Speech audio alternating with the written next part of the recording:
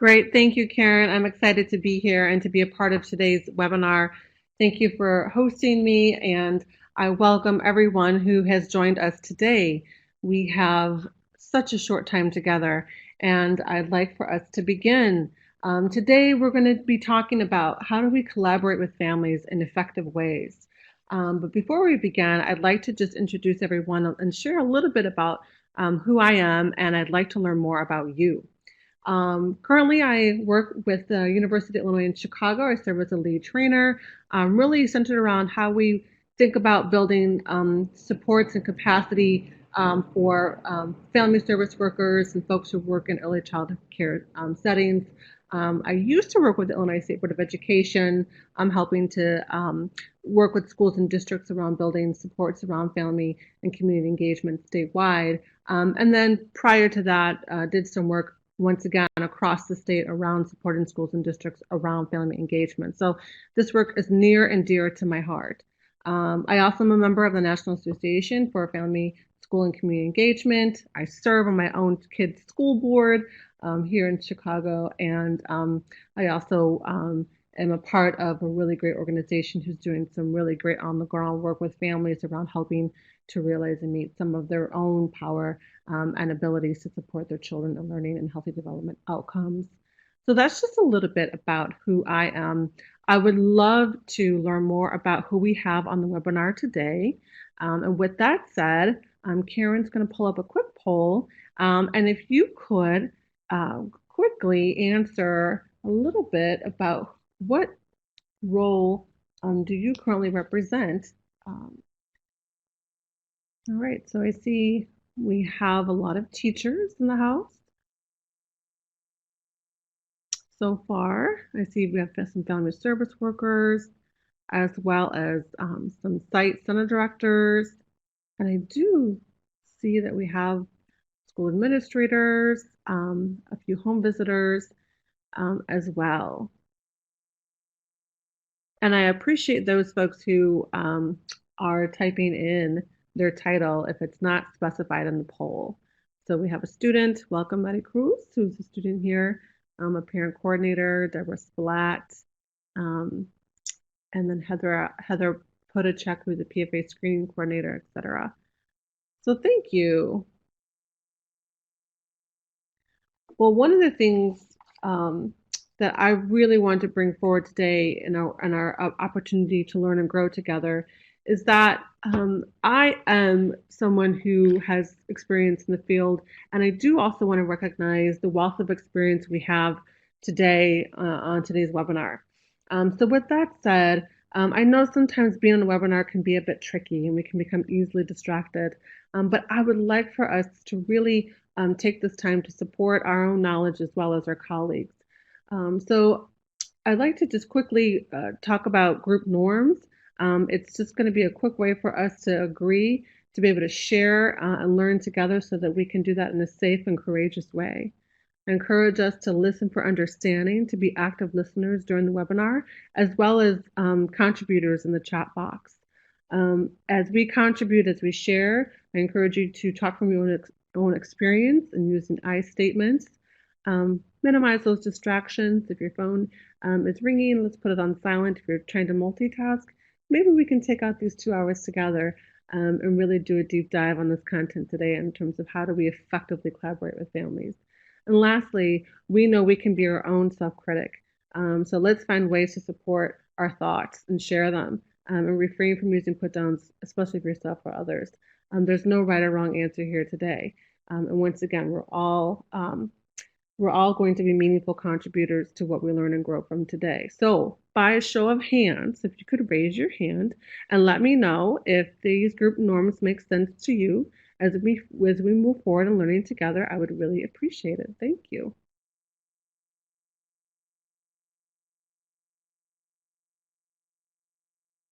Great, thank you so much. And if there are any additional rules for engagement or group norms that other folks may want to contribute or add to the list that's here on the PowerPoint, please feel free to do so in the PowerPoint. In the chat box, I should say. As you do that, I'm going to review the learning objectives for today's webinar. Um, Essentially, this webinar is really centered around how we work to build that collaborative approach in engaging families. Oftentimes, we know that learners thrive when adults jointly support their learning and healthy development. Center to this work is really the ability to include families in the planning, implementation, and evaluation of the efforts that we put forth that ultimately improve those outcomes for students as well as our programs. So this webinar is really designed to promote those personal development, improve communications, and those interpersonal relationships as well as group dynamics that really do speak to the heart of how do we collaborate with families in effective ways. So to that end, there's three key objectives that we want to be able to have you walk away with, and that is to be able to examine ways to include families in planning, implementation, and to evaluate those outcomes as well as effective programs. We're going to learn how we can choose those evidence-based practice strategies in developing partnerships with families. And we're also going to look at ways that we can determine where those growth opportunities are for our personal and professional development. Okay. And I also like to hear from you all. Are there any key takeaways that you would like to walk away with as a part of your participation in today's webinar? Really, the heart of this question is, why did you choose this particular webinar?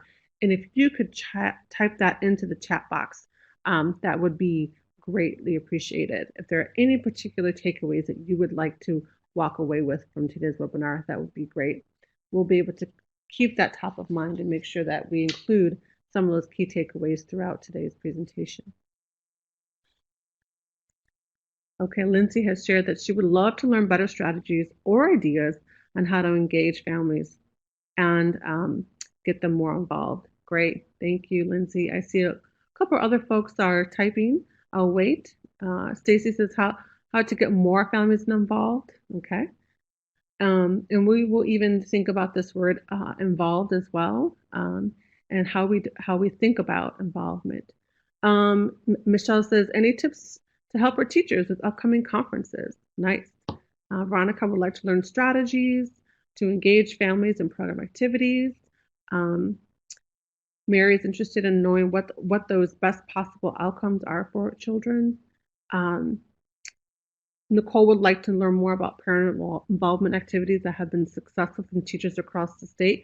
So that's great, Nicole. Thanks for sharing. And I will also encourage, I'll be sharing a couple of those stories, as well as I encourage our colleagues to share as well when that time comes.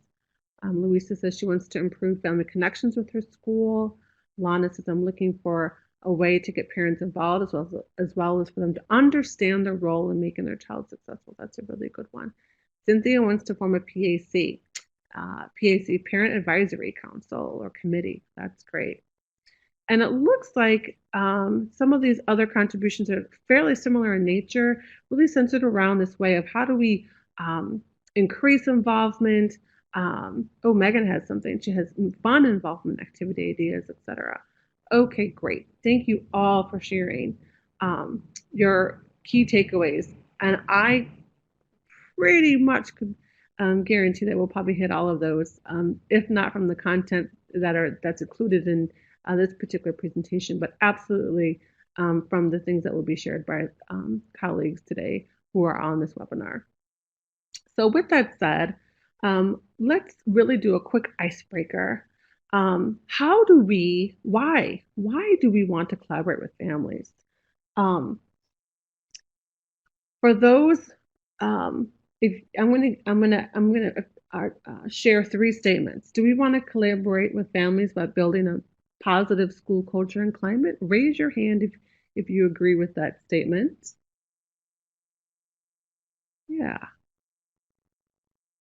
So one of the things that we'll learn today is how parent involvement really does affect that program culture and climate, or that school culture and climate. It's a big part of it. How about, do we collaborate with families to be able to extend learning and growth opportunities for children at home and in the community? Yes, absolutely.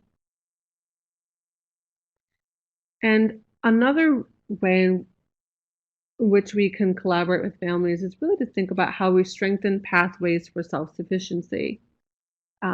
As we partner with families, as we work to help build that social capital for our families, self-sufficiency is a big part of one of the outcomes on the impact and efficacy of our work.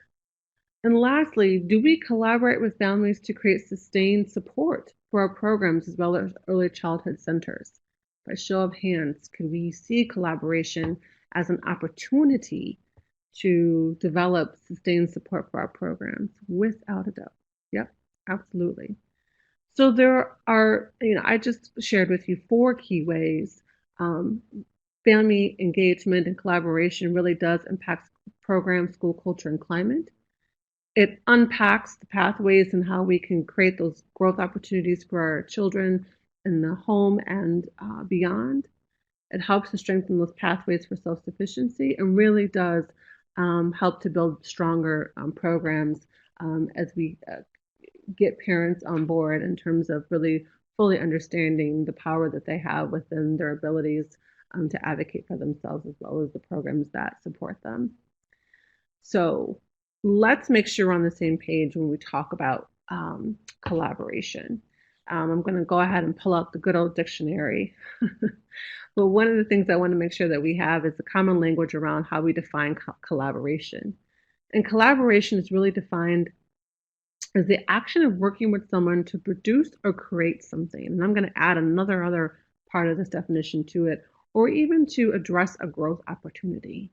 So collaboration is action. It is individuals coming together to co-create an opportunity to grow and to thrive. And early child care education providers are critical collaborators in a number of ways. But most central to our role is really thinking about how we play a key role in transitioning families and children into those K-12 spaces, as well as really thinking about how we work to build and support families in meaningful ways. And there are really kind of 4 core ways in which early childhood educators do that. One is to help families understand how they support their children's learning growth and health outcomes, and I'm sure we all know this here. But it's also in how, as I mentioned before, we work to help strengthen those pathways for self-sufficiency. So how can we help parents better meet kind of what Maslow referred to as those meat and potatoes for what families need: a house, a roof over their head, a job under their belt, education. And then also, lastly but not least, early childhood educators really do help to build that social capital that families ultimately need in having that critical network of support. So one of the things I really want us to understand, if we don't know that already, is that early childhood education providers play such a key role in serving as that essential collaborator for families, for children. And that collaboration doesn't happen just in that interaction with families and children. That collaboration is also very important as it occurs and happens within our centers, within our programs, as well as the community and the schools that feed into our programs. And if we're a school-based program, then obviously it's even those grades that follow the grades that our children are currently in. So what does a collaborative approach require? Well, it does require a few things. One is that it requires us to work together towards a common goal. I'm really thinking about what that common goal is. Oftentimes, those goals can rest within what those family goals are. There could also be program goals. So let's say a program wants to obtain 100% attendance.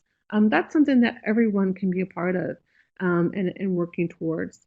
And that's also an important consideration to make or to think about. Oftentimes, when we think about family engagement, and this may not be the case, of course, for the early childhood community, but oftentimes we kind of want to sideline that as a way of not thinking about how engagement is such an integral part of us being able to achieve either program priorities or program improvement goals. But family engagement is a really big part of that, and we'll talk more about that a little bit later. Collaborative approach also does require building on each other's strengths and being able to identify what those strengths are.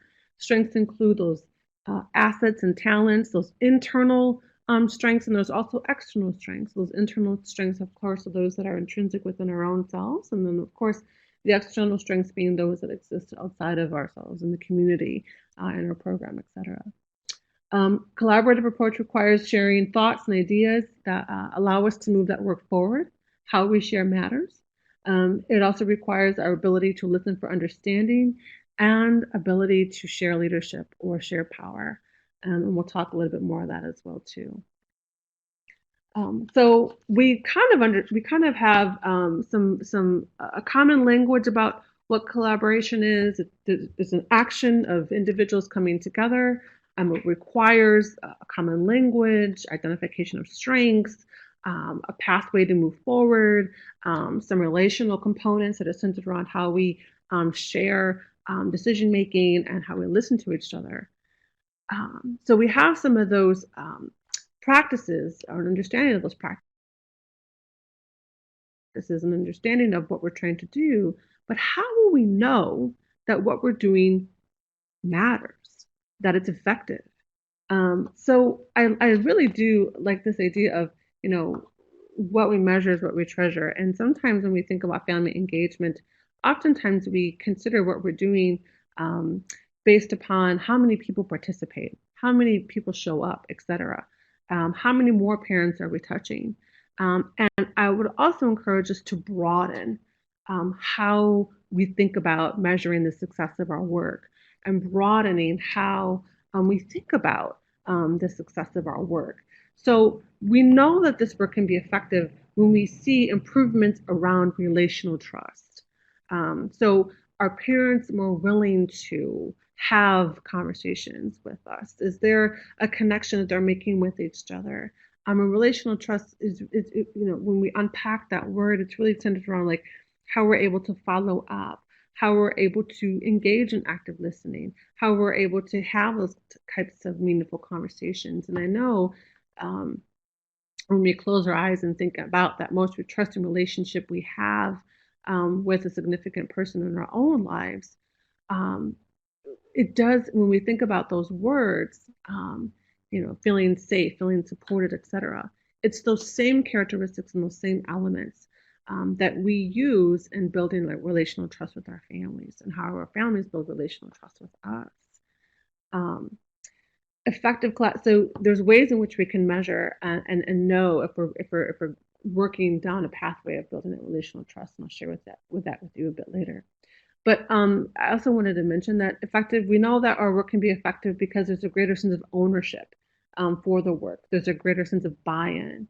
Once again, there's better, we're making stronger pathways towards self-sufficiency. So we're able to see families be able to achieve those personal goals that they want to have in their own particular lives. We'll have better plans. We'll be able to, when we have a vision for something, because we've co-created that, work with families, because we've co-planned, because we've done that in partnership with families, we could be in a better place to be able to implement the work in a more meaningful way. And then we're always, when we know that our work will be effective in our partner in our collaboration with families, because we'll always have this pretty consistent feedback loop. We'll be able to have information and data that we can continually integrate into our plans and into our programs and into our practices, specifically around how we're collaborating with families, but ultimately how we're able to meet outcomes for kids. One of the feedback loops that I know I'm a fan of, and I see that that's one of her goals, is these kind of advisory committees, the PAC, the Parent Advisory Committee, or the Bilingual Parent Advisory Committee, or the local school council, etc. These can be really great opportunities to obtain feedback from families, or even in other ways, and I'll share with you momentarily as well too, in terms of surveys and data collection tools. So a really effective tool that we can think about using in terms of that piece around really figuring out how we know this work is being effective is data. How many of you, by show of hands, are familiar with the Early Education Essentials Survey or the 5 Essentials Survey?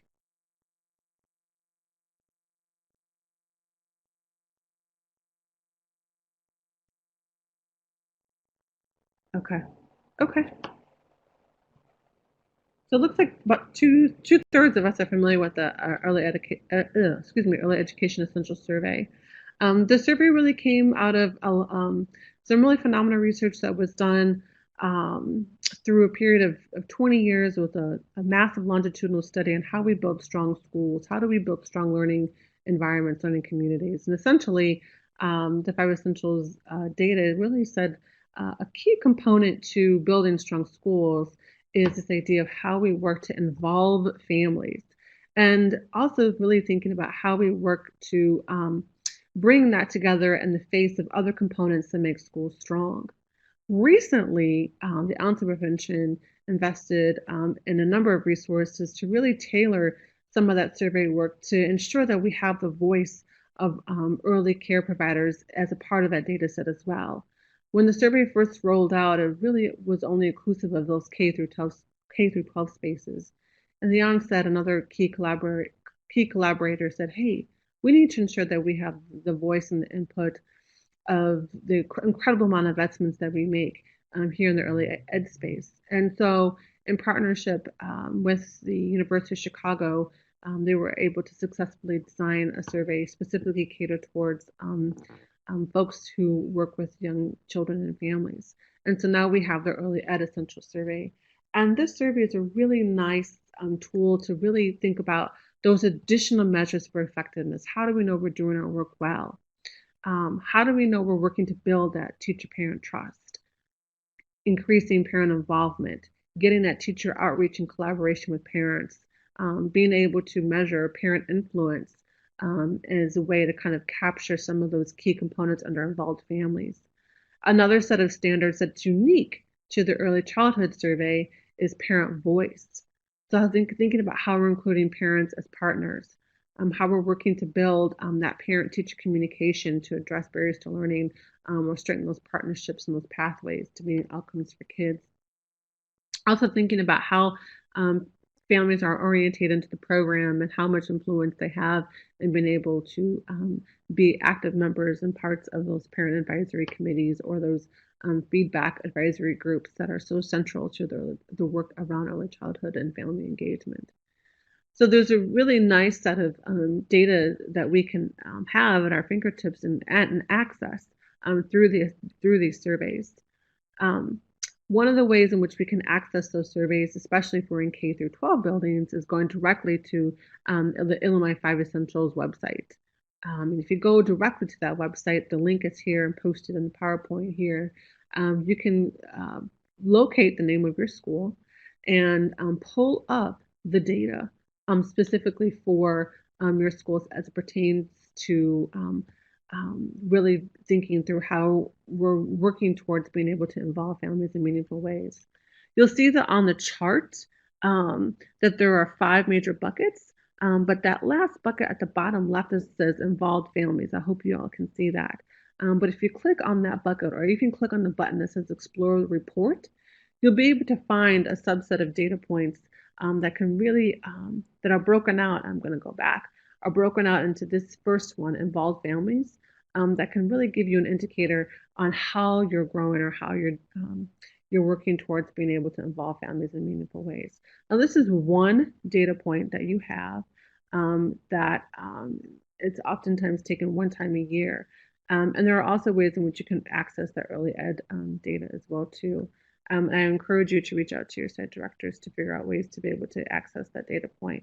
But once again, it's a really great indicator or a subset of data to give you an idea about where to start, where to grow, and where to improve around your efforts to collaborate with families in meaningful ways. So now that we have a sense of effectiveness, and that's more, it goes above and beyond how many parents come to our sites, because that's an important point to make. Oftentimes when we think about collaborating with families, I encourage us to think about how we do that beyond the building, and thinking about ways in which we collaborate with families in community, or how we acknowledge or recognize collaboration that maybe happens virtually, or ways that we can recognize how families are engaged in supporting their young children in different ways that doesn't necessarily require them to come into our programs.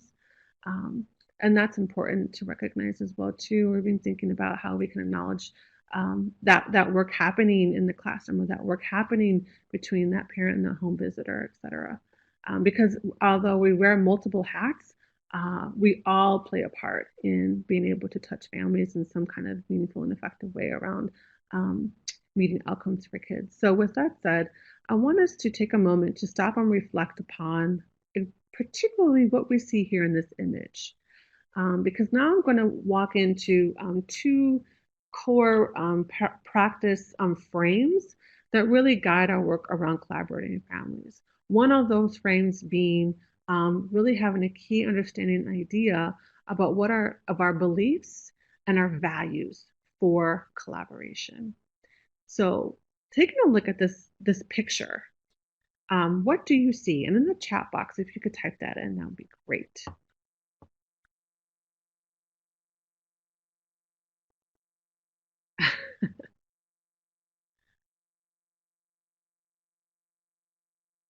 Okay. So I see some are saying they see a young woman, and others are saying they see an old lady. Some are saying they see both. Some say it's a lady in a fancy hat, whereby others are saying it's an old lady looking down, um, or a witch. um, okay, so I'll tell you.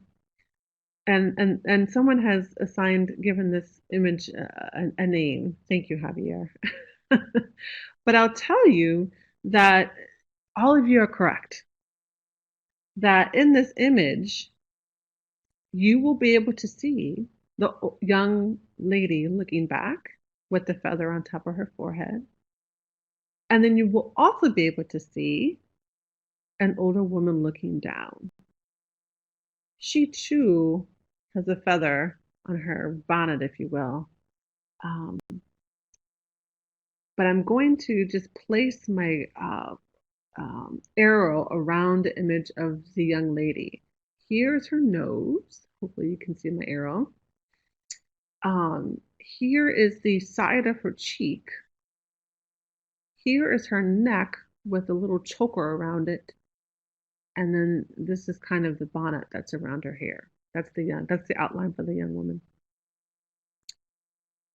And then the outline for the older woman is, here's her nose. Here's this the side profile of one eye, her other eye, and then here are her lips. And then her chin is kind of burrowed into her furry coat. Okay.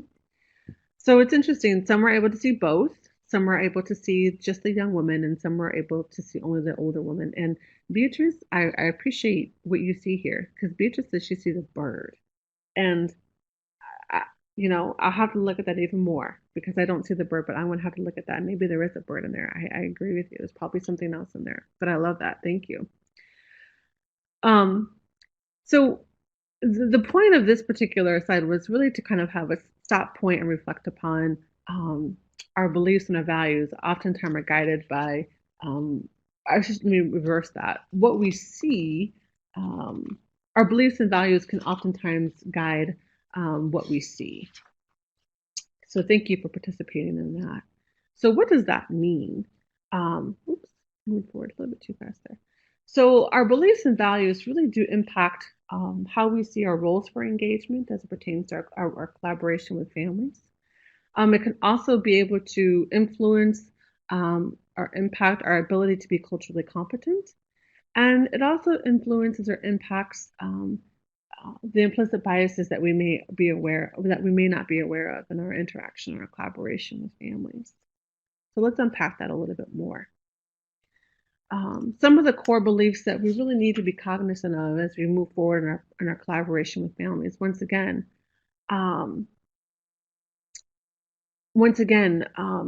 we may have some of these core beliefs as a part of our work already, and this may just be a quick reminder But one of the things that we want to be central in terms of our work with families is to recognize that all parents have dreams for their children and they want to be the best for them. Parents and school staff really should be those equal partners and collaborating around the child's learning. That all parents have the capacity to support their child in learning, and that it's a responsibility primarily, really. The leaders play such a critical role in being able to set the tone, dedicate their resources, and build those pathways around how we collaborate with families in meaningful ways.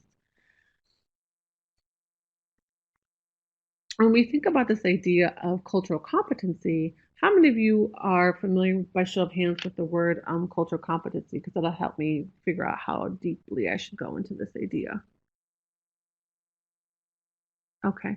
So this idea of cultural competency really speaks to this idea of how we have the awareness about our own cultural identity and how we're able to really understand those views about cultures that are not unique to us. Um, so cultural competence has been a key factor in enabling early childhood education providers and being effective with children and families from cultures other than their own. Cultural competency or having cultural competence is really having an awareness of one's own cultural identity and views about difference and the ability to learn and build on the varying cultural and community norms of the children and the families that you serve.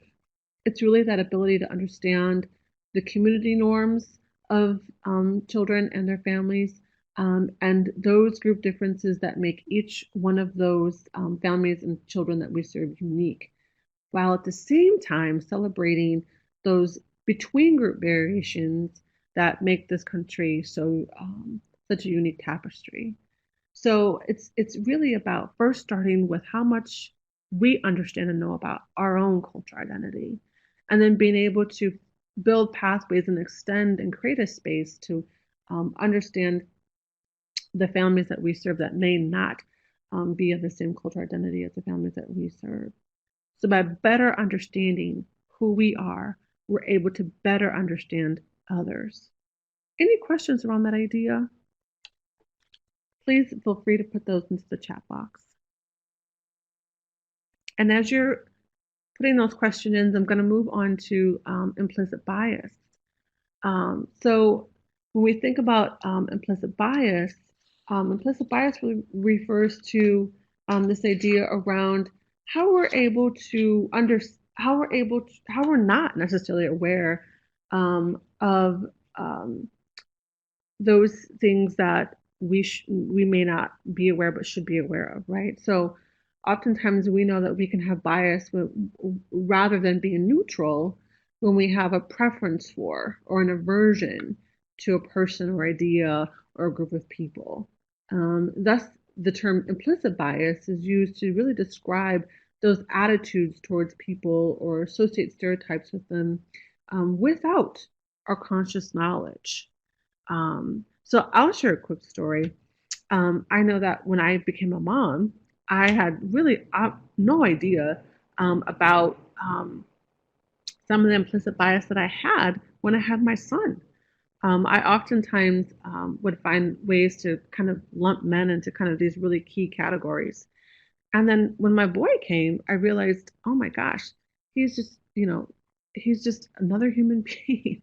And I felt so bad that I had really kind of lumped men into this kind of category, into one area or another. I mean, that speaks volumes in terms of what I've been able to know and grow now, and realizing that everyone has the opportunity to grow, learn, and think, but he just expanded and made me become more aware about the implicit biases that I have towards men. So I was really grateful for him to come into my life and help me figure that out. But oftentimes in my case and in other cases, we may not be aware of some of the biases that we have. And so it's often good practice to be in spaces where we can explore where those biases do exist. And then as we become more aware of those biases that exist, guess what? we're becoming more culturally competent. We're getting to better understand our own cultural social identity, so that we can create spaces to honor the different cultural identities that we encounter in the communities that we serve. So when we think about those practice strategies that strengthens the belief and values for collaboration, because it does start with um, those particular mindsets. One of those key practice strategies can be really thinking about how we embrace an asset-based approach in our work, and really specifically as it pertains to case management. As a family service worker, even as a home visitor, et cetera, we know that each of us has a case of families that we serve, or a subset of families that we serve. And then as a part of our work, some of us have to keep case notes. By show of hands, how many of us are required as our role to keep case notes for the families that we serve? Okay. And uh, okay, not too many, but we can definitely, as we do keep case notes with our families, think about how we identify the strengths of the families that we serve. I know that some of us have to intake our families into our programs. Some of us have the opportunity to introduce our families and walk them through our centers, et cetera.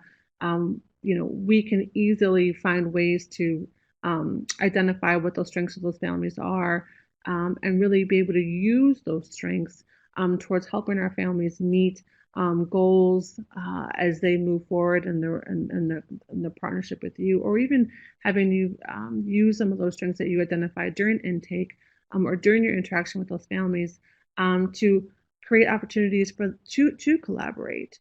So there may be situations where you identify a strength in a mom who comes into your program, and she's a good advocate. She likes to talk, and she's a good communicator. And this might be that particular family member that you could extend an invitation to serve on that parent advisory committee, because you see that there's some inherent strength that she has around communication. Um, that's just one example. Another example about thinking about being able to integrate or use asset-based approach in our partnership with families is really also thinking about how we use that in our goal setting with families, and how we can use the strengths and the assets of our families to help them achieve their goals. Sometimes we may be in situations where we have to ask families, what are your goals? What do you want to do? And they may say, I don't know, I don't have any. And there could be a great opportunity for us to maybe step back from that kind of a conversation and then have them talk about those things that they're good at, or those things that they would identify as strengths or assets or talents that they may have, to start from there first as we think about the goals that they want to achieve.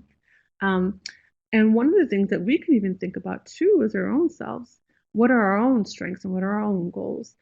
Because sometimes those things can be hard to identify if we're not too keen in on our own strengths and our assets. Um, so another practice strategy is really thinking about how we ask and we do not assume. I'll give you an example in the couple of slides here, but there is such a power in the ask. And I know that some of us do participate in collecting data, but really oftentimes, that data collection processes are really centered around the needs that families may have.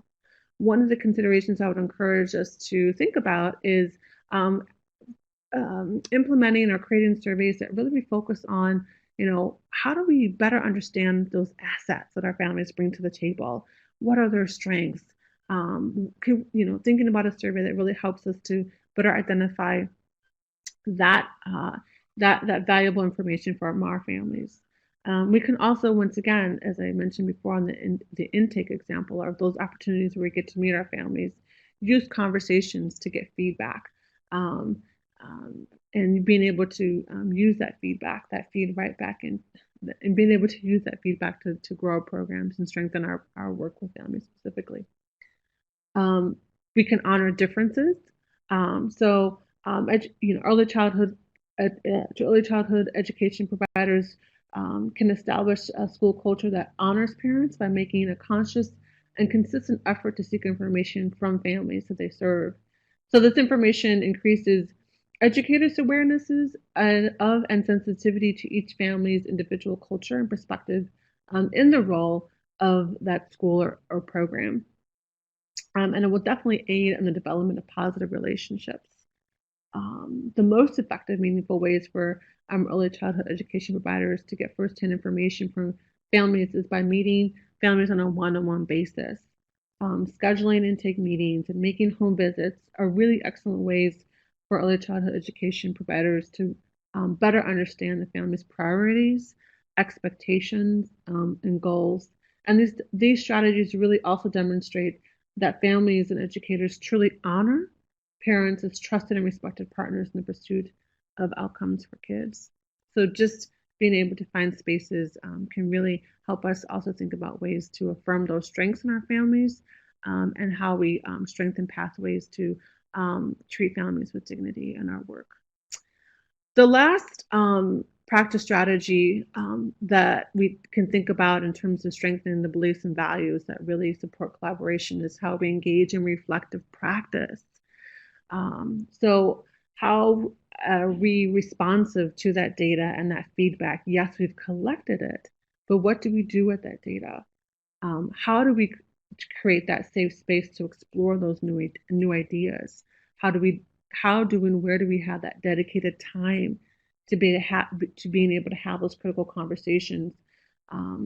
Another really good idea is to think about how we can use reflective supervision and having that as an ongoing support mechanism to help better strengthen those beliefs and value systems for collaboration with families as well too. So in the field, so what does this work look like in the field when we're able to kind of level set and deepen the values and beliefs that we have for collaboration with families? I'm going to tell one story, and I'm going to encourage you all to think about a story that you can share as well in the chat box. But here's the story I share with you. And the work that I've been able to do in Chicago specifically was there was a specific elementary school, new principal was coming on board. And this particular school building had a pre-KK classroom, a number of them. And the principal had some serious hesitancy about being able to reach out to families because she just really doesn't have a good handle about how to do that work. And it was a new community for her. And in all honesty, there was a level of fear that she had about what families would be saying. Oftentimes, she would avoid her interactions with families because she just didn't quite understand kind of what the concerns were at that time. Fortunately, at this particular school, there was a family liaison who really kind of served as a key mediator between families and that principal, and really helping that principal to understand that at the end of the day, families really were just concerned about ways in which they could expand learning at home. And so when it got to a point where the principal could finally come to a space where she could trust what that family liaison was saying to her, and that she could also trust what families were trying to understand and be able to have the supports to do, she really she really started to transform how she perceived and approached her work with families, specifically around what I will call realizing the power of the ask. So one of the things that she did was she really started to start seeing parents as assets and would ask parents to lead workshops in this dedicated family room they had at the particular school. And when she facilitated surveys, the surveys really did include questions to families based around what are those assets, talents, and strengths that you can bring to the school? What are those interests that you have? And it was pretty remarkable to kind of see this transformation happen, because as she would talk about kind of this growing change of perception she had around families, that they really wanted to reinforce and strengthen what she, at the end of the day, was trying to do with kids. It's really about being able to empower parents to identify their own needs and to think in terms of solutions. So at the end of the day, really being able to see families as co-creators, and then being able to have dedicated structures for parents to communicate directly with the principal. So one of the things that they had come and implemented at the end of the day was coffee time with the principal in the mornings. So this is one story that I share with you around this kind of transformation around um, coming from what I would call a deficit-based model to an asset-based model and the power of an ask. Are there any stories that you share or any questions that you have centered around the power of the ask, or even thinking about those underlying beliefs and values that you may have or that you would like to build around family and building those collaborations with families?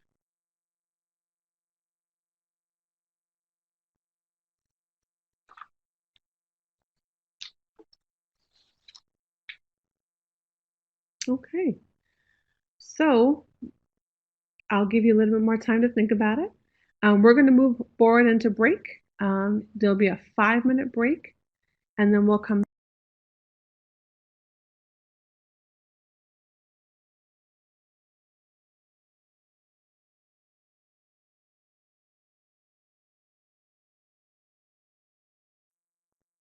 back, everyone. I hope you were able to take the time to freshen up, and we're going to come back to the second half of the webinar. We just spent some time to really think and learn more about those beliefs and values that really support our collaboration with families. And now we're going to move into how we work to build our capacity to support collaboration with families. So, really quick question. How many of us were able to take pre-service coursework on how to collaborate with families? By show of hands. So that may have been kind of like a class that you took maybe when you were in college, or some type of workshop or training that you were able to participate in prior to serving in the role that you are currently right now. Okay, so that's about half of you. And then, okay, let me ask the other question. How many of you, as parents or as the caring adult in a young person's life, receive formal training on how to raise a child? I suspected that. I don't see any hands raised. So, one of the things that we just have to acknowledge in terms of the elephant in the room is, you know, we learn as we go. Um, and some of those key pieces around being able to collaborate with families in successful ways is to have this level of awareness. And we just talked about that, to have a level of openness, flexibility, patience, and persistence as we work together and collaborating with families.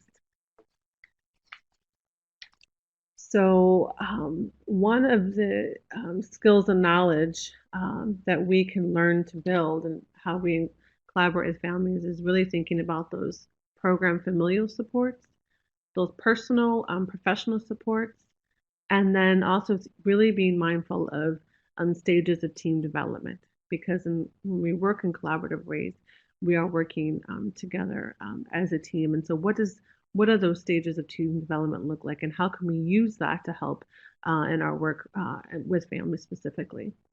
So when I talk about those program familial supports, I'm really thinking about it in two ways. Program supports would include kind of those structures and resources and that language that we have that ultimately frame kind of our ability to be able to collaborate with families in meaningful ways. And we'll talk a little bit more about that when we talk about those practice strategies. Then those familial supports really kind of speak to, once again, structures and resources, but really thinking about structures as being that social capital that families have. Who are those critical networks, those allies, those key stakeholders in their and families' lives that ultimately help get them through where they need to go at the end of the day in terms of meeting outcomes for kids and their own personal familial goals. And those resources, really thinking about what are those resources they have in order to build upon those pathways towards self-sufficiency. The personal professional supports would, of course, those personal supports would kind of go back to those strengths that we've talked about earlier, those traits, those growth opportunities. And then also those professional supports are really centered around some of those credentials that maybe we acquired in our throughout the course of our work, or even those practices that we have integrated in our ability to be able to collaborate in meaningful ways. So, in thinking about bringing those two pieces together, the program familial supports and then the personal professional supports, we come together not only kind of thinking about the families that we represent and the programs that we represent and the skills and the experiences and knowledge that we bring to the table, we have all of these components coming together. And so, what ultimately can that look like, especially when we're knowing that we're going to be coming together to act, to do something, just to solve a problem or to create something, right? And so, being able to better understand the stages of how we work together can be really important, especially when we're kind of trying to figure out, well, where are we and how do we go from here to there, given what we're trying to do. I noted that someone had mentioned they wanted more information about, how do we put together that parent advisory committee? Well, one of the first things that we can do, and I mentioned this before, is being able to identify those key stakeholders and offering that invitation, and starting at the first stage of that team development process, which is forming. And forming oftentimes kind of the honeymoon phase, if you will, because it's that phase where we're putting on the best of the best when we're coming together. Um, we are learning about who we are. We are only putting on the table those things that are probably the best things about who we are. And I would say it's kind of like that first 5 minutes in the speed dating kind of phenomena, whereby we're just coming to learn kind of what those characteristics are of each other. So the forming stage oftentimes is a stage of team development or a stage in our collaboration with families. That's probably one of the more nicer phases, if you will. The next phase is the storming phase, and that's the phase where we're getting to learn each other. We're coming to better understand who each other are in this dynamic, and that we're also learning more about some of those personality traits that may or may not align well with maybe other personality traits.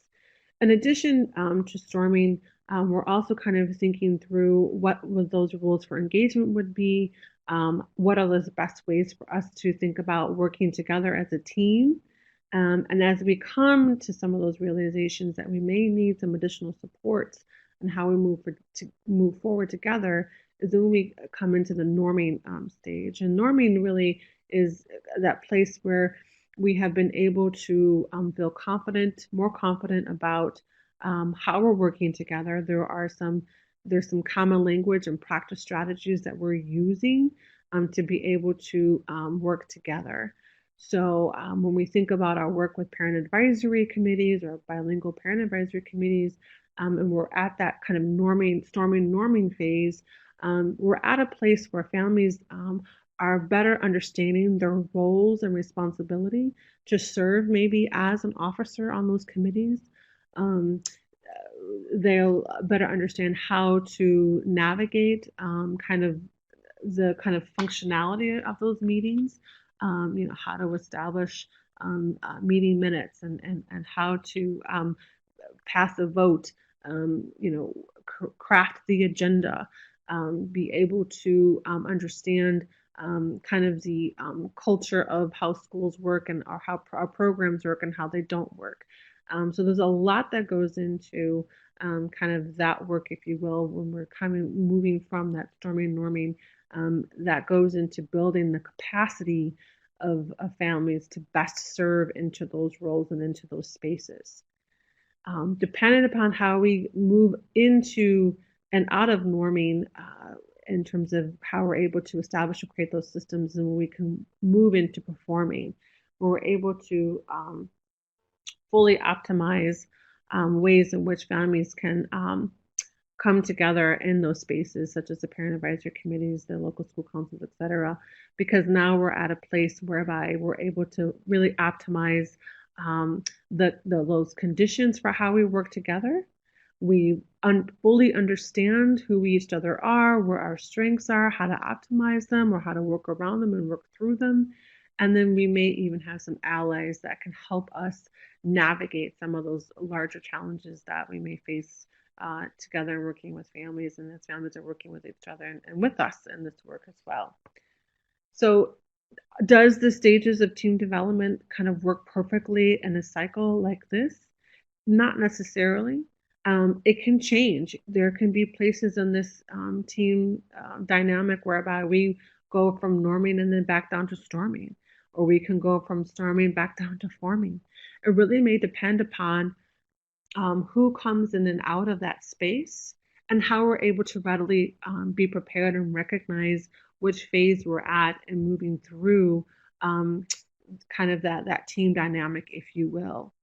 And that's the thing that I think speaks to the core. One of the critical pieces around our work with family, collaborating with families, is that the change is inevitable. And so how we can be best prepared to kind of navigate through and support that change, the better prepared we are to make those transitions happen, the better we are to be able to navigate those collaborations in a more successful way. And I know that this work is not easy by far. So I would like to open up the floor a little bit because I know that there are quite a number of folks who are really interested in wanting to learn more information about, you know, establishing a parent advisory committee or council. How do we involve parents? I want to take a little bit of time right now and to offer the chat box to folks to kind of really call out this question of, where does it get hard? How can we really think about ways to create the space to listen to each other and find out ways to be able to support where it gets hard and where we would like to go in our work with families as we think about some of those fundamental skill and knowledge development areas, or even thinking about how we navigate the stages of teen development. Yes. So Shannon says, we have found that our families never seem to have enough time. And time can be really hard. And Janelle echoes that. She says, time is a big thing. Yes. Our families, sometimes they work 2 or 3 jobs. Sometimes, time of day can be hard because some families work first shifts, third shifts, second shifts. It can be very hard to kind of navigate, as Lindsay would say, the personal schedules and the family schedules exactly. Even thinking about your own, my own schedule, I know that can be hard. So when we think about time, I know I've heard of and seen places whereby they've really created some fluid, flexible activities that kind of happen in different spaces of time to be able to address and honor where it gets hard around time. So, for instance, in one of the schools that I know I work with, they have their LSC meeting at they'll do 2 of their meetings in the morning for 2 months, and then they'll do 2 of their meetings in the evening for 2 months as a way to kind of accommodate kind of those time constraints. So really thinking about offering activities at different times that I've seen that strategy being used. Melissa says time is a big issue, and then I've also mentioned, I thought I saw someone who said that time and transportation was difficult. Transportation can really be a big issue, especially when we think about being in kind of spaces where the next resource may be the next, many miles apart, especially in those rural areas, or even transportation as it pertains to location of school in urban areas versus where work happens versus where home is. That can be difficult to navigate. And I've seen programs kind of navigate a virtual space. I've also seen programs identify kind of spaces that were central to maybe those to more closer to families. And one of the examples I'm going to share, I'm not going to. One of the examples that I'm going to share is there were a group of families who happened to live in the same apartment complex, and they organized to have family meetings within that apartment complex, and that worked out pretty well for that family. All right, so Janelle, sorry, Meredith Cruz, she says, I think that the Parent Advisory Council should be open for everyone. And typically, those councils are open for everyone. Meredith Cruz, I'd like to learn more about where it's getting hard for you with your PAC and making sure that that is something that's open and accessible for everyone. And I believe you're referring to time possibly. And how we can make those PACs more accessible for families, especially time is the barrier. But I just want to make sure that that's what you're speaking to. Deborah says, how is this different from a PTO committee? We get very little participation in PTO for the same reasons listed. So, what's interesting is PTO, PACs, BPACs, LSCs, there is some variation around, what the focus of their work is. At the end of the day, however, it's really an opportunity to include families in decision making at some level. I know being, living in Chicago, that the LSC kind of is the one parent-led group that ultimately decides who hires the principal, who decides the budget, and some of the ways in which the PTO and the PAC and the BPAC interface or partner with the LSC is that they will make sure that they are in communication with LSC about what they're doing, especially if that pertains to spending funds or providing funds to the school, etc. So, that can be really hard in terms of really thinking about how to really ensure that all of your parent groups are really finding ways to partner and not to clash. Sometimes we can see that, and that can be really damaging. So we have these kind of different factions of families within programs or schools. And oftentimes there can be a group or curator, if you will, who finds ways to figure out how to bring those group leaders together or a coalition of sorts to ensure that they're working together and not in divisive ways. I do recognize that some of you are helping to answer your own question in this chat box, and I really do appreciate that is happening.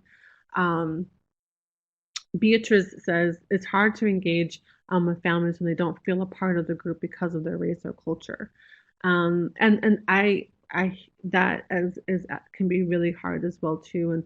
And one of the ways to really think about how we can welcome all families is to find ways to kind of, as I mentioned before, honoring those differences. I have seen some programs who host international night or really feature a specific culture to kind of find ways for folks to kind of unpack kind of those or demystify some of those aspects of a particular culture that may be kind of emerging into a program or into an area, et cetera.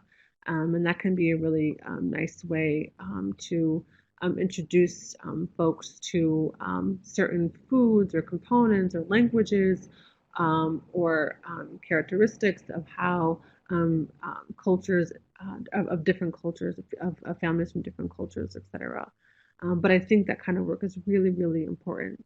Thank you, Beatrice, for bringing that up. And sometimes we also may need to think about how we identify allies in the work so that families find opportunities to connect with each other and build social capital. within those networks. And I'll talk a lot about that more when we talk about practice strategies. But I am going to talk a little bit more about the power of parent cafes. How many of you are familiar with parent cafes by show of hand?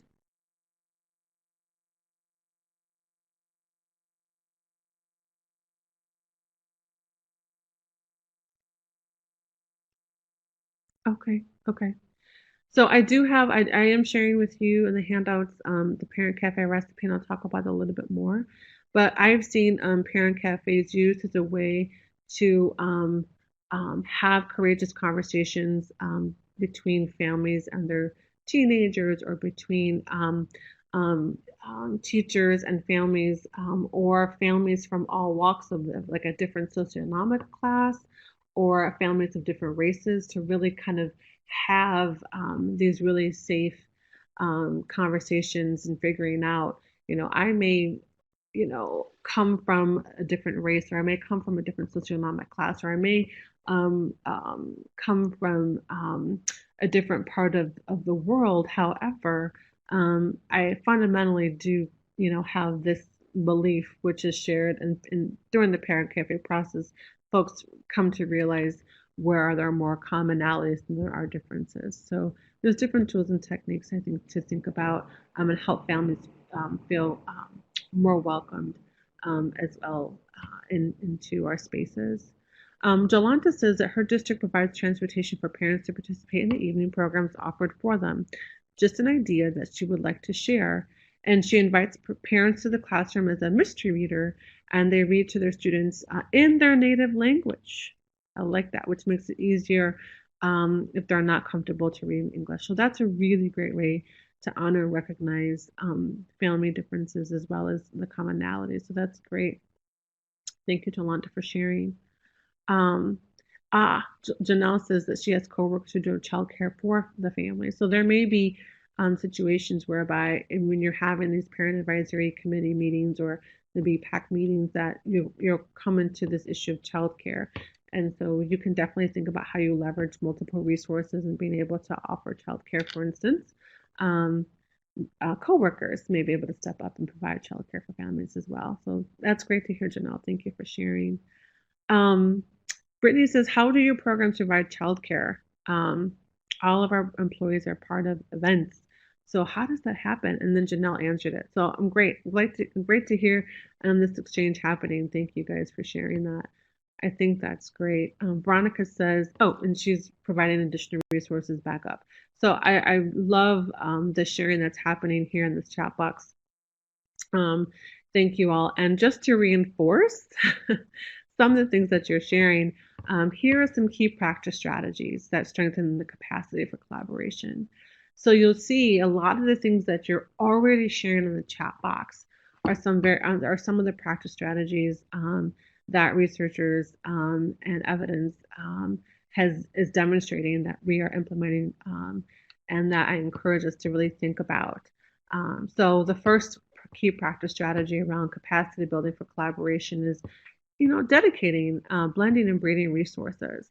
So making sure there's dedicated staff to support family partnerships. And what I mean specifically about that is, and what research has shown specifically about that is, making sure that if someone is in the role of that family service worker, or that family liaison, or that parent educator, family advocate, or home visitor, whatever have you, that hat is honored for what that hat is, meaning that it can be hard to be able to um, be that support for families if you're being called to do to serve in other ways that's not necessarily your role. And I do understand resources can be tight. However, if we can find ways to prioritize and to ensure that there's value for that role of being that family liaison, being that family service worker, parent educator, home visitor, whatever that role is as it pertains to having that dedicated staff member to build that collaboration, there's so much more of a value add for that work, and being able to have that dedicated amount of work specifically for families. So having dedicated staff to support family partnerships is essential. When we're thinking about our budgets and we're thinking about our time, if we're able to be in spaces where we can think ahead of time, um, build into your budgets, build into your time plans, professional development time, and build in set aside dollars for subs, so that we can have dedicated space to build capacity where we need to, specifically around family engagement. Um, Another practice strategy is being able to leverage resources that we may not be leveraging right now within our early childhood spaces. So thinking about how we can tap into Title $1, Title $2, Title $4, IDEA funding to be able to um, expand the pot of family engagement, if you will. We know that there's a dedicated amount of funds set aside for family engagement. What exactly does that set aside dedicated amount of money require? How can early childhood educators really help to ensure that that they're supporting how those dollars are spent, and being able to use those dollars to support um, what they need to do around being able to ensure that there's parent voice at the table. And what a better way to be able to engage families and young children into those opportunities, especially as they matriculate into later grades, kindergarten, first grade, second grade, third grade, and beyond. Um, how many? So Title IV refers to 21st century. If some programs have 21st century dollars, primarily that funds after school programs. Um, but there are, once again, there's set aside dollars for family engagement there. And that is really centered around families who have children involved in after school programs. But after school really does can be used to support children in those pre-K, K spaces. So how can we leverage those resources as well? Maybe to have that dedicated staff, or to have transportation, or be able to provide activities that are offered at multiple times of the day. Title II funds for where they're at are dedicated. Some of those can be dedicated towards building teacher and staff capacity for family engagement. And last but not least, IDEA funds, which are those funds to support diverse learners. There are set aside dollars for that. And I know that there are a number of experts here in the room that can speak to how we can find ways to leverage those IDEA funds to support families. But there are a number of key allies that we have here in the state. The Family Resource Center is in Chicago, and then we have a similar center, which is in Effingham, Illinois, that's really geared towards being able to provide supports, legal supports, advocacy supports for families who have diverse learners. So I encourage us to really think about being able to tap into those spaces as well. And then last but not least, really thinking about how we can integrate, once again, using that data to impact improvement plans, bringing that feedback that we're getting from families and tying that right back into how we're able to make informed decisions and improve our program. So that is the practice strategy. So another practice strategy to think about is how we leverage our assets. Leveraging think about leveraging assets as a practice strategy. Going back to that example I shared with you earlier, thinking about having families lead workshops or classes. I talked about the parent cafe model. So the parent cafe model is really nice because ideally the parent cafes are led by families. And so you have a recipe of the parent cafe as a handout, as I mentioned before. But a parent cafe is kind of a themed and guided conversation in which the theme is decided upon, and then there are at least 3 questions that are centered around that theme. And then those questions can be answered in groups of families who get the chance to rotate and answer those questions. And as they rotate throughout um, um, um, being able to answer those questions, they're able to kind of see where those common um, practices are, those common ideas that they have with each other. It's really a powerful um, a moment. But I would encourage you, if you're not familiar with the Parent Cafe, take a look at the recipe, or even you can even Google World Cafe as another resource. I see Deborah Pratt. Do you have I'm not sure if you have a question. If you don't, I don't know if you're raising your hand because you have a question, but if you want to go ahead and type your question in the chat box, that would be great. Because I want to make sure that you're able to get your question answered if you have one. I should say Deborah Spratt. I apologize, but let us know. Another practice strategy is to, I mentioned this before, partner with your local, your BPACs, your PACs, your LSCs. Make sure that those entities are working in collaborative ways in themselves, right? Making sure that you don't have these factions. And oftentimes I know that can be easier said than done. Um, and but how can, once again, we work to kind of think about ways to curate those spaces, or even thinking about ways in which we support how those entities collaborate with each other. Um, Lastly, thinking about how we can engage our allies. We may have that strengths-based lens. We may have those really important beliefs and values that we need to be able to move this work forward. However, we may be in spaces where that value and that belief and that practice is not shared.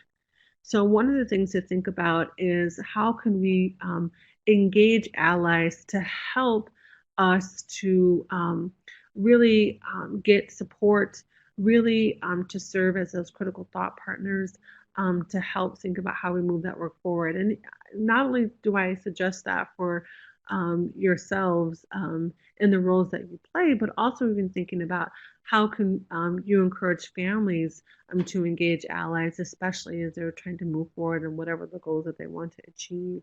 So, it goes back to this idea of how we work to build our own social capital, and then how we work to help our families build their own social capital as we move forward into this work, because we know it's not easy. Another practice strategy is this idea of how we empower families. One of the things that we know that is that this work is not easy. Specifically, it pertains to um, oftentimes engaging families that we may not necessarily see. Catherine Hoover Dempsey has done some tremendous research in capturing kind of what those barriers are for family engagement, and I'll just quickly recap those barriers. But sometimes families may not want to collaborate with us, basically because maybe they have had past experiences that were not so positive. So they have a huge defense wall that they have in front of them, and they're not necessarily going to be the most collaborative. So acknowledging that, right? How do we, being able to be aware of that, that's maybe a past experience that they may have. Also, it may also, another barrier could very well be whatever those social cultural barriers. So maybe there are social cultural beliefs or values of which it's not necessarily the role of the family to be involved in the education of their child, or and so that may be an area to be aware of as well. And then lastly, another barrier is that sense of invitation. How do families feel welcomed in being a part of a collaboration, or being engaged? And they may need something, an invitation that's specific, that speaks to their strengths, so they can feel successful and being in that role. So recognizing those barriers can really help us to think about the pathways that we build in terms of how we work to think about empowering families as another key practice strategy for capacity. So how can we make learning visible and accessible to our families? I know that there are many examples that you all have and that I can share, and ways to do that. But I know I've walked into programs in school buildings where I've seen learning boards, and I've seen pictures of families working with the children, talking about the process of what they're learning and how they learned or co-learned with their child. So that can be really helpful. Using videos or using these wonderful apps that can capture pictures in that way. So helping families to better understand and unpack the ways to support their children at home. And I know some of you here are home visitors, so there's a number of curriculum that you have at your fingertips to be able to think about how you can make learning visible and to help families better understand ways to support their children and supporting their learning and healthy development goals. Partner with civic engagement providers that really help families build their own sense of self-efficacy. There are a number of those that exist across the state. One of those I know I can think about right now is the Southwest Organizing Project, who has kind of the statewide project to help parents better understand education. What is education? What is the education system about? And ultimately, what happens with this particular organization is that they help families better understand ed systems, and then they encourage families to volunteer in the classroom, and in doing that in partnership with teachers.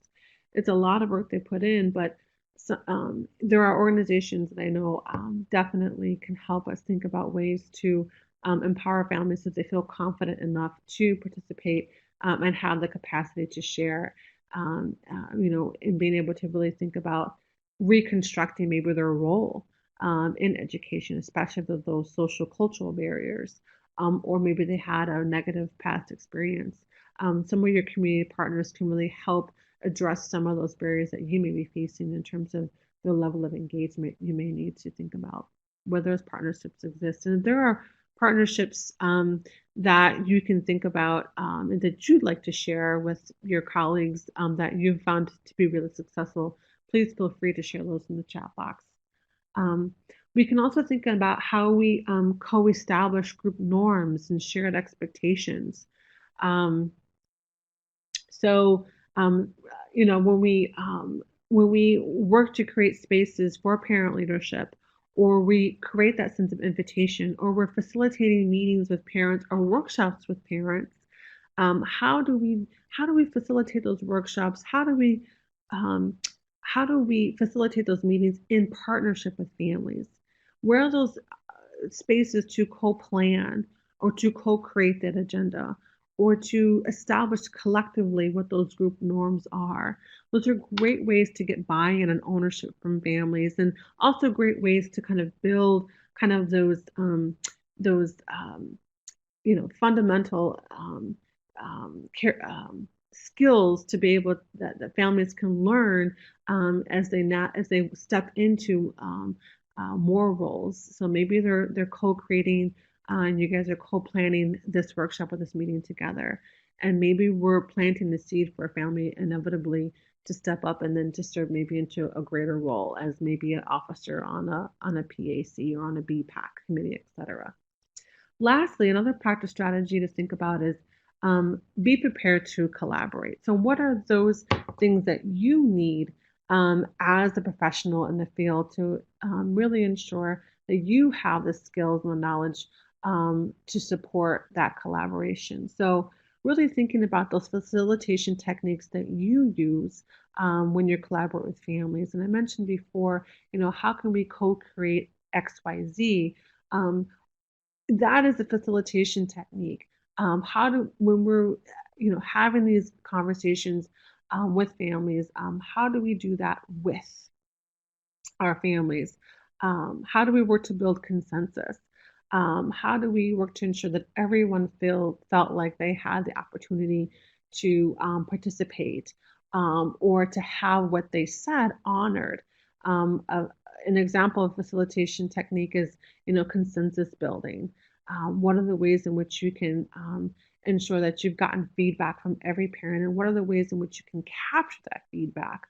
A really quick way to think about that is taking notes in visible ways, right? So if you're facilitating a meeting with families or a workshop and you ask for their feedback, write it on a whiteboard, and write it on a whiteboard using the words that they use. Don't recreate what they said or summarize it. into your own words. Validate what they said and use and write down the words that they had shared on that whiteboard. As I mentioned before, thinking about ways in which we can build relational trust. Um, um, understand exactly what relational trust is about, the follow up that's needed in building relational trust, to be engaged in active listening, to really kind of be that ongoing support for our families, recognizing and be responsive to the stages of team development. Where are we at in team development? How do we move forward and how do we move back into the dynamic? And how do we support the progression of how we're moving through in our partnership with families? And then the other two ideas is thinking about how to identify those key stakeholders, and then thinking about ways in which we are being inclusive about our collaboration with families. So who are we not including? Who are we forgetting? And sometimes we may be in spaces where we may not see a family member, and that doesn't necessarily mean that they're not engaged. Maybe going back to this idea of time and transportation, etc.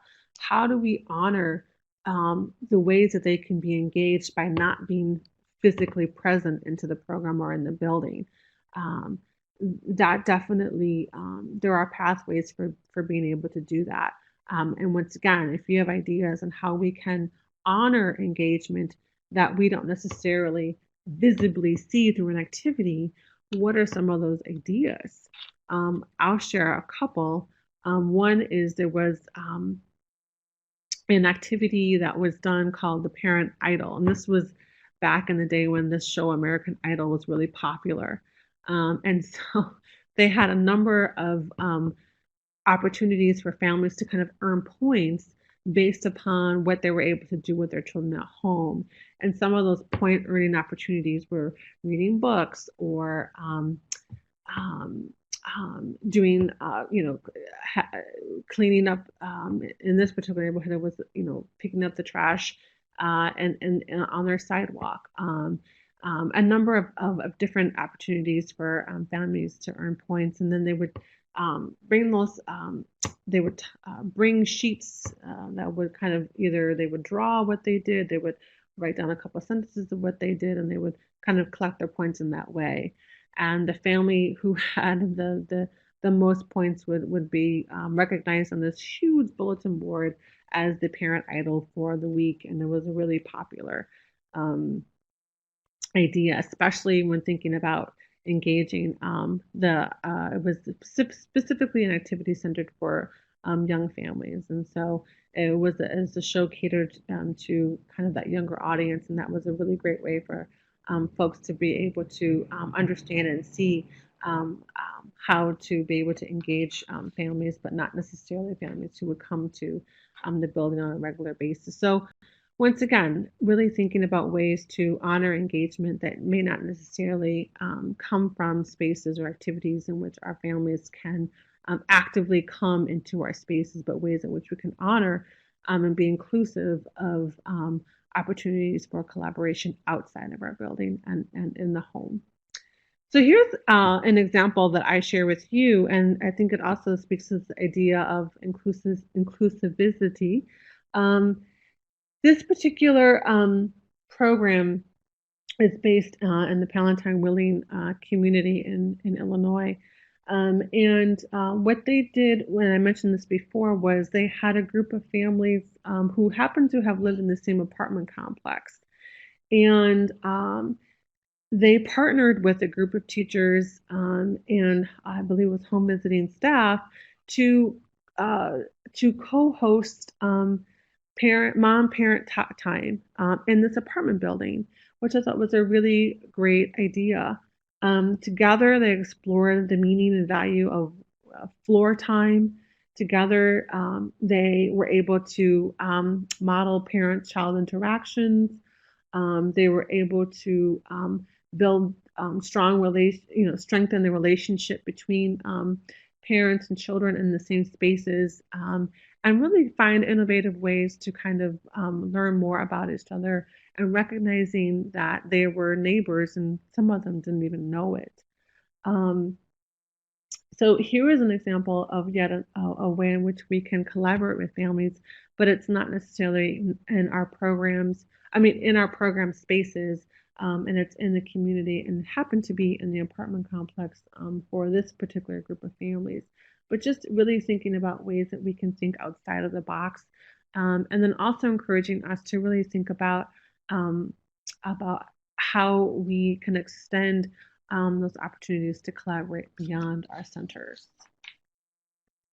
So, given the tremendous amount of ideas and resources that have been shared, we may be filled with a lot of excitement. We may be filled with some ideas. One of the things that I would encourage you to think about is, um, you know, how do you make this plan possible? How can we fold this into an implementation cycle, and then really being able to create the space to ensure that we have it ties into some actionable outcome, et cetera. So I offer this particular slide to you to encourage you to think about as you have this great idea or this energy, really thinking about how do we assess our assets, what we need, our allies, our resources. How do we figure out what we need to implement this amazing idea? How do we focus on what's important? So really thinking about the idea, but how does this tie into, a critical outcome or priority we may have in our particular program? How will we measure what's effective, or know what the indicator of success is? And really also thinking about tying this into either something that we're currently doing, or something that we want to grow, and then act on that idea. And as we're moving forward, going back to this cycle about creating feedback circles, getting those data points to really measure the efficacy of our work. Um, so, you know, through the idea that we may have, we have a cycle of how we can implement this idea. We also are cognizant of how we can and should collaborate with our families, kind of moving in and out of this group of work, planning and through this idea, and being cognizant of the stages of team development. So I share that with you. Shannon says our family support specialist came up with the monthly challenges for family engagement. She throws out a topic, for example, helping our children to eat healthy foods, and she gives some examples. Then she asks families to send pictures, messaging to the child's teacher. The teacher shares these pictures on the smart boards. Awesome. What an awesome idea, Shannon. So, really finding ways to kind of like have families to think about and share ideas, and being able to share that information with families, and being able to really connect families in that way. I think that's such a great idea. And, it really does cut through the challenge that we're always wanting to see and know, which is the time component. It cuts through that transportation barrier. I know as a working mom, I could easily see myself doing something like this. And it really does create a unique way so that folks can feel connected. That's great. Thank you for sharing that idea, Shannon. So, with that said, I definitely have sensed the buzz about what's possible and what's the best next steps. Um, a really quick shout out from Kathy Villano. She says that the Illinois Learning Council is ready to start taking applications for parents to participate in their family engagement implementation subcommittee. So, we've got some fertile ground to really think about who those families we could be to serve on that committee. So there's an opportunity. Thank you, Kathy, for sharing. So in the chat box, what do we want to change, or where is that growth opportunity we see around our work and collaborating with families? Where will it count? Where do we want? What outcome do we want it to impact?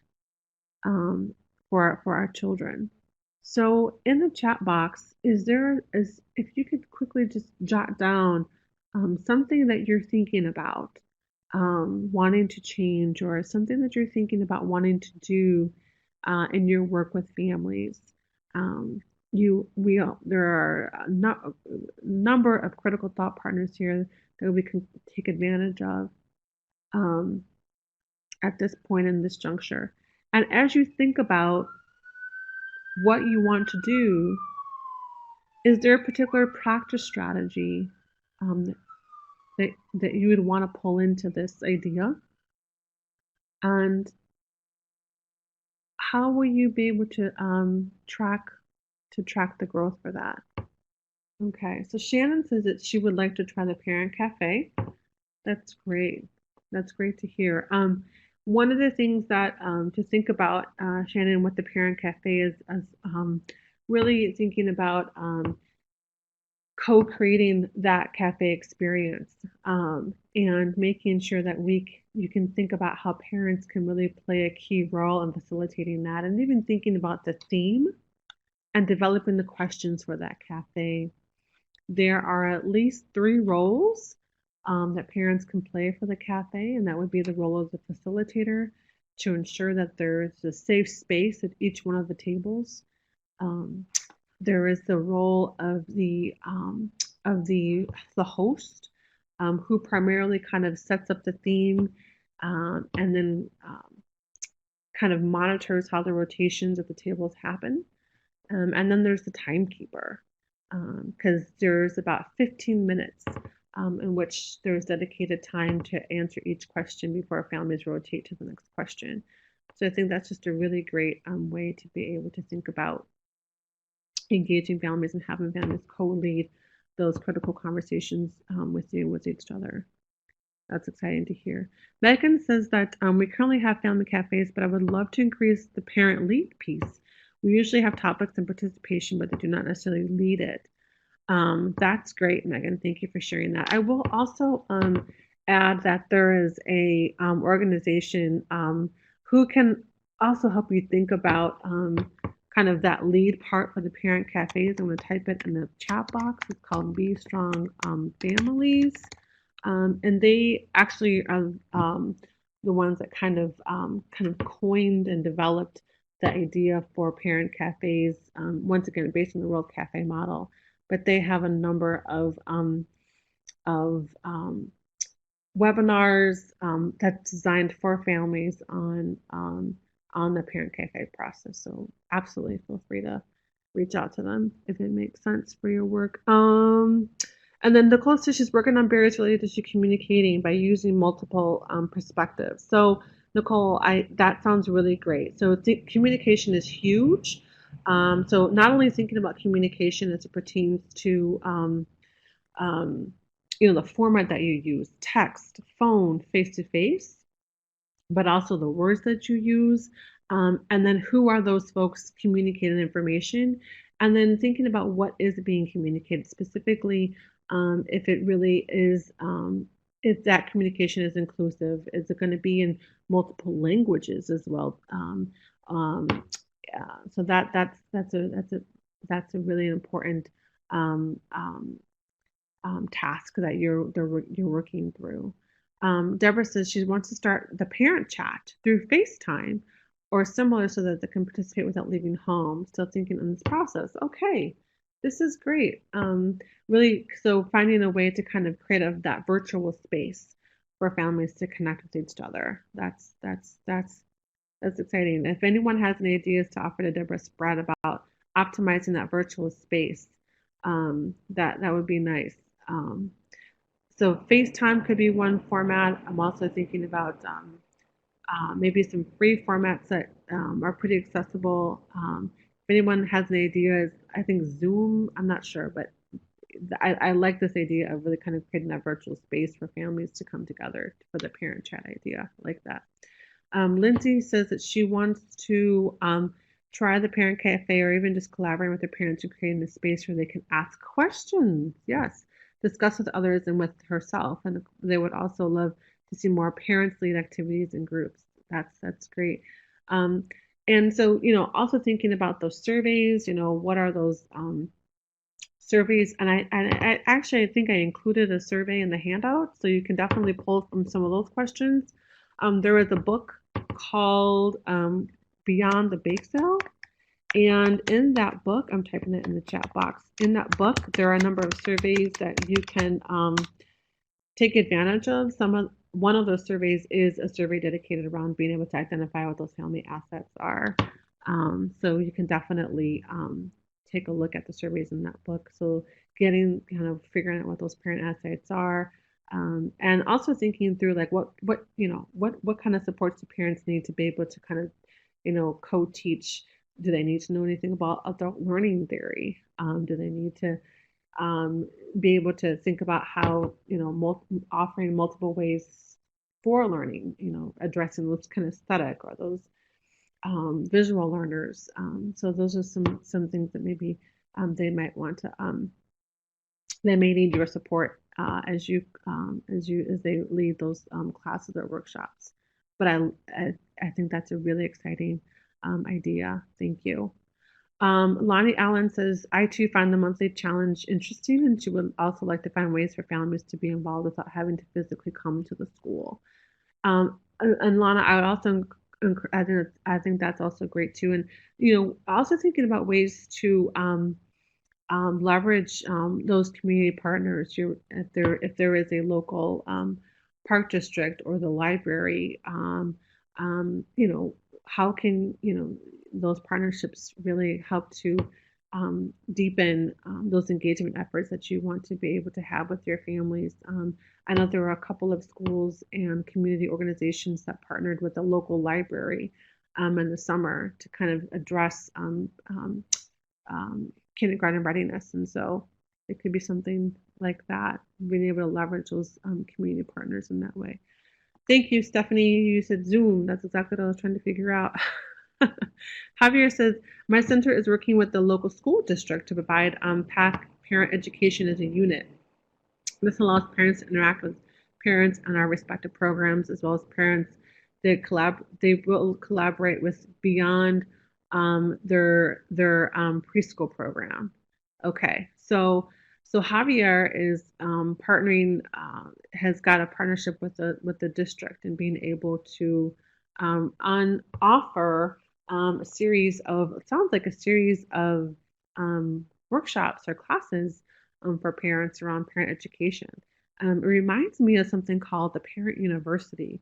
Is anybody familiar with, show of hands, by this idea called the Parent University? Yeah, so those are really kind of opportunities to offer kind of workshops designed for parents and kind of like a day long or a 6 month long or a year long experience for families to learn and grow together. Um, um, there was a really great school in Rockford who had a parent university, a shout out to Haskell Elementary. And they did this fabulous parent university for just a day, but they would bring in local churches. They would bring in their local city college. They would bring in local artists, and as well as Zumba was a big thing there. But they would just kind of bring in these various partners in to co-create and host this parent university. And that was something that was really fun. I would definitely, if you want to reach out to her, she's the principal there, but her name is Lori Leathers. And she's Lori Leathers Allen. She's from Haskell Elementary in Rockford, Illinois. And if you go to the Illinois report card, you can probably get her number. But really great idea to think about if you want to do a day long on Perry University. Also, Elgin has a Elgin School District has a parent university offering, and that their university set up is year long, and that's another great example, as well as Peoria. Peoria School District 50 has a parent university there, and that's also year wide.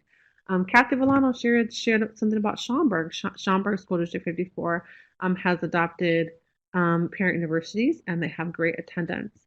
And those parent universities are held in the evening. So I'm also going to type in Elgin School District as well as the Peoria School District. Peoria School District parent universities were featured on the website IL.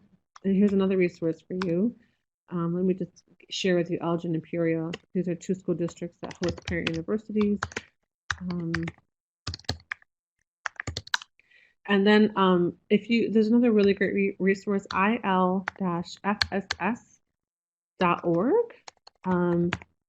That is kind of an Illinois families and schools, families supporting schools website designed to provide a number of supports and bring awareness to folks who are really thinking about family engagement in deep ways. Their stories are highlighted on that website. If you go there, you can definitely check out the story about Peoria's school district's efforts to implement parent universities, but those are really great ideas.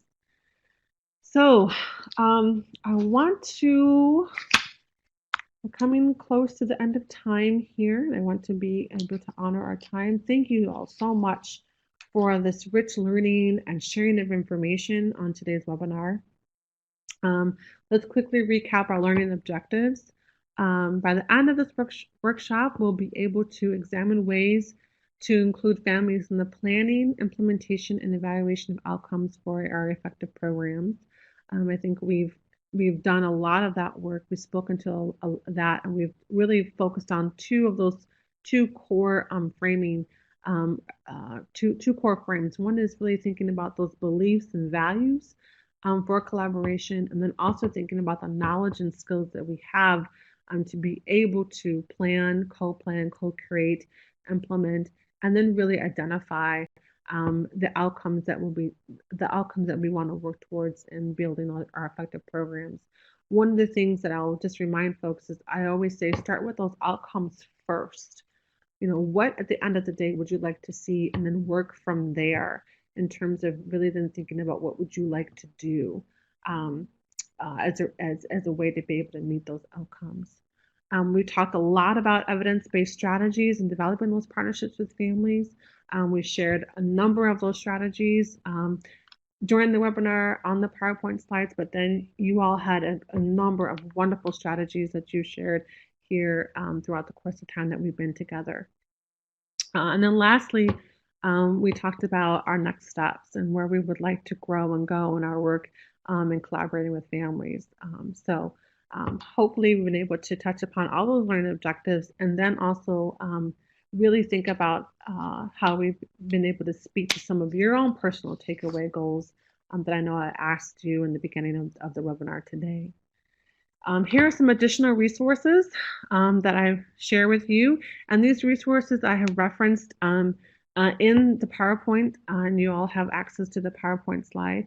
One of those resources, of course, is the PFCE framework. The PFCE framework has a number of resources specifically to this idea of using that strengths-based approach, understanding and how we use family assets to really help them in meeting them through to their goals. We're going to be raffling away the NACCE Families and Educators Together book. So I definitely would encourage you to take a look at that resource. If you don't win it during today's raffle, be one of the first to check it out from the library that is available to you. I also referenced the ABCD network, Asset-Based Community Development resource. All of these resources I've identified in this way. I encourage you just to put them in a quick Google search, and it's the first thing that'll pop up when you type in these keywords. I also mentioned COFI, which is it's an acronym that stands for Communities Organizing around Family Issues, but this is one of those civic engagement organizations that really work to build the confidence and the capacity of families to serve in partnership with educators and in communities around specific issues that are near and dear to them. I have talked about the parent cafes, mentioned Be Strong Families is a really great resource to really think about. Working with families in meaningful ways to lead and facilitate those cafes. And then lastly, but not least, the Illinois 5 Essentials and even the Early Ed Essential Survey. That's a really key data point or an indicator to know that what you're doing is on the right track and it is effective, and using those as additional measures to encourage the efficacy of your work. It's not just about attendance, it's also about how we build trust. It's also about how we work to build collaborative environments, welcoming environments, etc. So I encourage you to think about those measures as key indicators of your own success in the roles that you have when working with families. So I want to extend a big thank you for your participation in your feedback.